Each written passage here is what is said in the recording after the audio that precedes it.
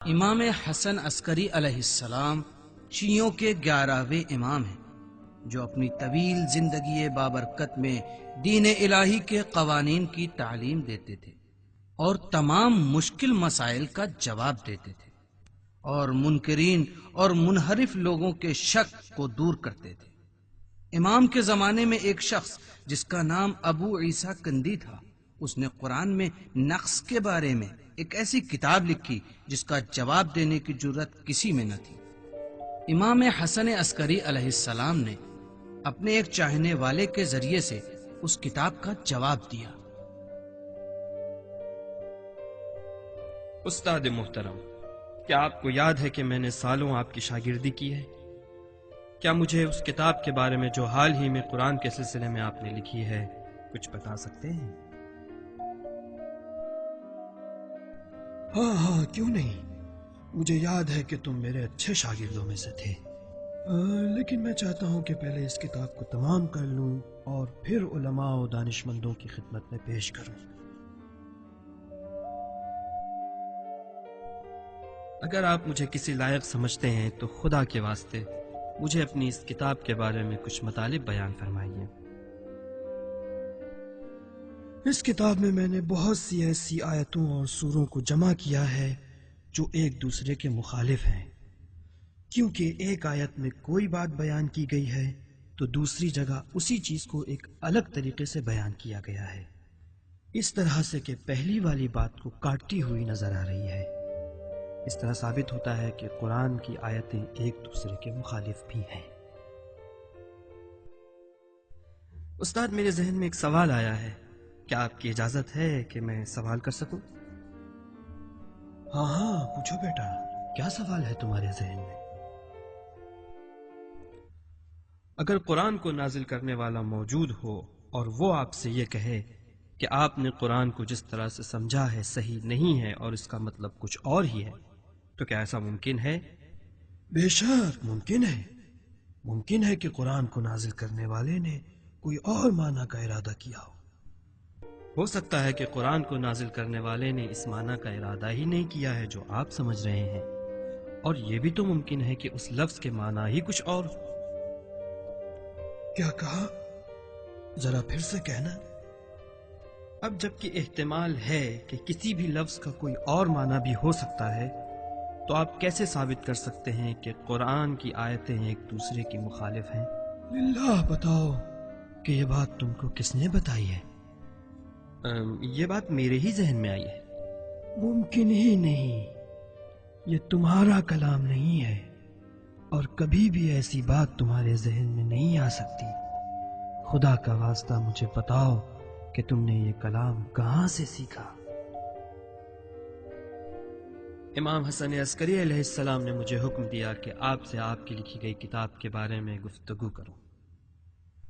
اب تم نے سچائی بیان کی، یہ بات صرف اہل بیت بیان کر سکتے ہیں۔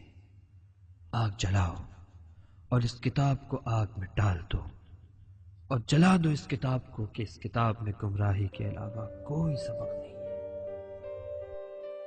کندی نے اپنی کتاب کو آگ میں جلا دیا اس سے پہلے کہ مسلمان اسے پڑھے اور اس سے گمراہ ہو جائے، اور یہ امام حسن عسکری علیہ السلام کی ہوشیاری اور چالاکی کی وجہ سے ہوا تھا کہ وہ شخص کندی کو سمجھانے میں کامیاب ہوا کہ یہ کتاب منحرف کرنے والی اور گمراہ کرنے والی۔ امام ہادی علیہ السلام امام مسلمین کی حیثیت سے تمام شرعی مسائل کے جواب دیتے تھے، خواہ سوال کرنے والا ان کا دوست ہو یا دشمن، جبکہ دشمنوں کی ہمیشہ یہ کوشش رہتی تھی کہ امام سے سخت اور مشکل سوال کرے تاکہ امام سوال کا جواب دینے سے عاجز آ جائے، لیکن امام تمام سوالوں کے جواب بخوبی دیا کرتے۔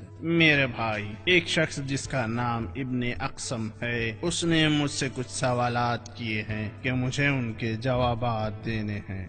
امام ہادی نے فرمایا، کیا تم نے لوگوں کے سوالوں کا جواب دیا ہے؟ نہیں، کیونکہ ان سوالوں کے جواب نہیں جانتا۔ اور امام ہادی نے فرمایا، سوال کیا ہے؟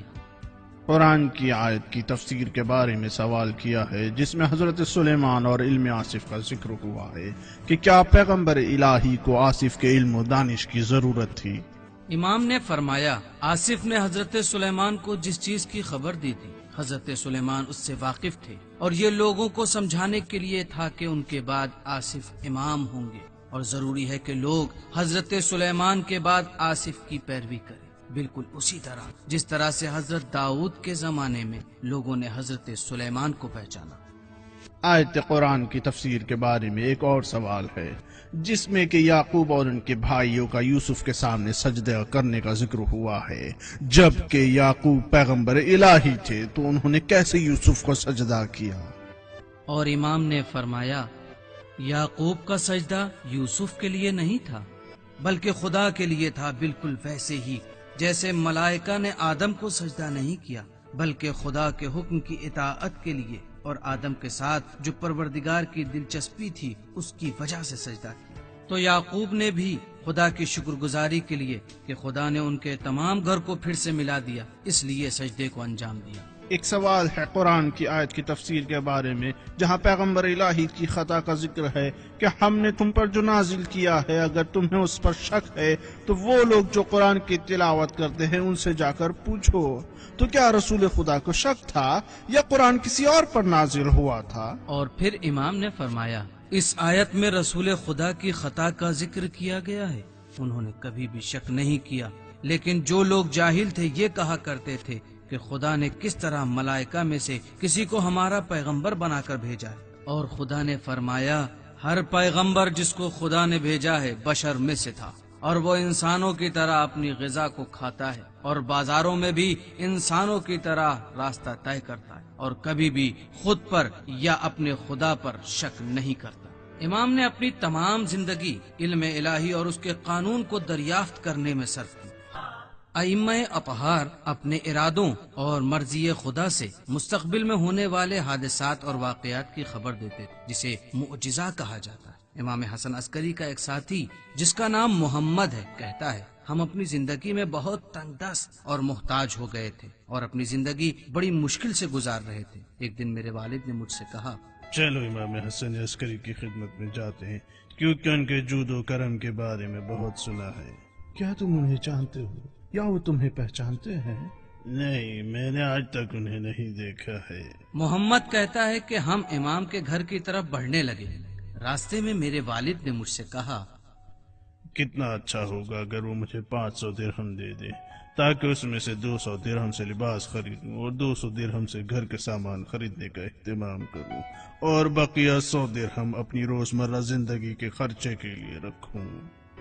محمد بھی اپنے آپ سے کہنے لگا، کتنا اچھا ہوا اگر وہ مجھے 300 درہم عنایت کریں تاکہ اس میں سے 100 درہم کی ایک سواری خریدوں، 100 درہم سے اپنے لیے لباس کا اہتمام کروں اور 100 درہم تجارت کے لیے رکھوں تاکہ جبل کے علاقے میں جا کر کام ڈھونڈوں اور اپنی روزمرہ زندگی کے خرچوں کے لیے مال جمع کروں۔ جب محمد اور اس کے والد امام کے گھر پہنچے تو دروازے پر دستک دی، غلام باہر آیا، اندر جانے کی اجازت لی اور پھر گھر میں داخل ہوئے، امام کو سلام کیا۔ امام نے فرمایا، بہت دنوں بعد ملاقات کے لیے آئے۔ اس حالت میں آپ کے سامنے آتے ہوئے شرم محسوس کر رہا تھا میرے مولا۔ امام سے تھوڑی دیر تک خیریت پوچھنے کے بعد یہ لوگ باہر آ گئے۔ حضرت کے غلام نے والد کو پیسوں سے بھری ہوئی ایک تھیلی دی جس میں ٹھیک 500 درہم تھے، اور محمد کو ایک تھیلی دی جس میں ٹھیک 300 درہم تھے، اور محمد سے کہا، جبل کے علاقے میں مت جاؤ، اپنی زندگی اور کام ڈھونڈنے سامرا جاؤ۔ اس کے بعد محمد اپنی زندگی گزارنے کے لیے اور کام ڈھونڈنے کے لیے سامرا گیا، اور وہیں پر اس نے شادی بھی کی اور اپنے کام میں کامیاب بھی ہوا۔